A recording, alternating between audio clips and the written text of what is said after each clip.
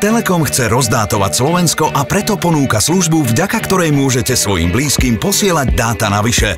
Rozhodli sme sa, že urobiť reklamu nestačí. Rozhodli sme sa zmeniť, inovovať životy slovenských rodín. Položili sme si jednoduché otázky. Čo deti nechcú robiť a čo naopak robia najradšej? 2 otázky, 1 odpoveď. Dátové vreckové. Vreckové 21.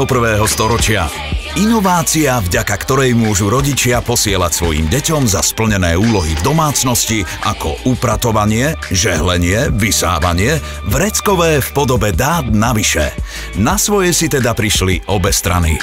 A obe strany pravidelne navštevujú Facebook.